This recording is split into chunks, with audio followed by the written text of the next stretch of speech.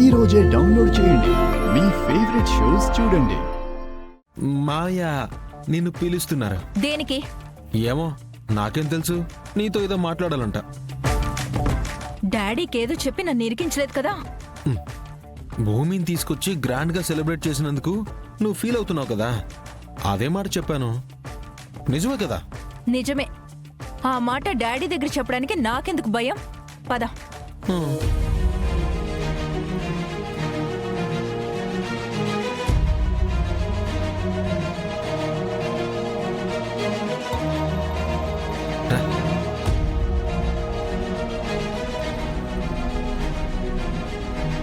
ఏమ్మా, భూమిని ఇక్కడికి పిలిచినందుకు బాధపడుతున్నావంట? అవును డాడీ. చూడు నక్షత్ర, నీకంటే భూమి ఎక్కువనో, భూమి ఈ ఇంటి పెద్ద కూతురనో తనని ఇక్కడికి పిలిచి గ్రాండ్గా ఫస్ట్ నైట్ జరిపించలేదు.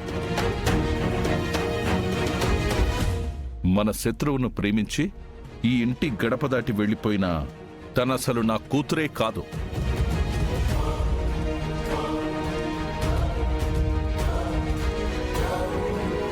కాదు కాదు అని ఎంత అరిచి చెప్పినా ఈ లోకం అర్థం చేసుకోదు కదమ్మా.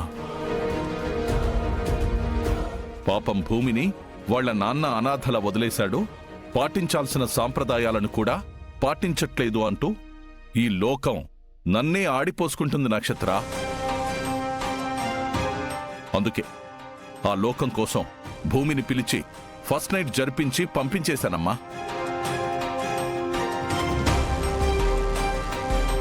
చెర్రీని మెడలో తాళి కట్టడం ఇష్టం లేకపోయినా నా మాటకు విలువిచ్చి వాడితో కాపురం చేస్తున్నావే, నువ్వమ్మా నా నిజమైన కూతురివి.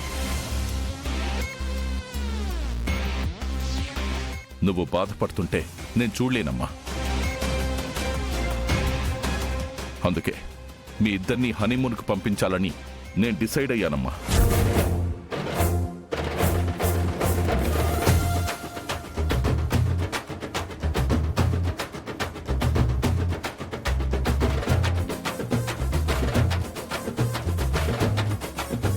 చెప్పమ్మా, ఎక్కడికి వెళ్తారు?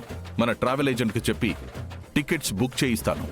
ఆస్ట్రేలియానా, స్విట్జర్లాండా, మాల్దీవులా, లేక మీ డ్రీమ్ ల్యాండ్ ఏదైనా ఉందా? చెప్పమ్మా, ఎక్కడికి కావాలంటే అక్కడికి నేను పంపిస్తాను. చెప్పు నక్షత్ర, మావయ్య అడుగుతున్నారు కదా. అరవకు. ఆహా, అరకంట మావయ్య. అరక? మరీ ఇక్కడే ఉన్న అరకేంటమ్మా? అరకు కూడా బానే ఉంటుందిలే మావయ్య. సరే, మీ ఇష్టం.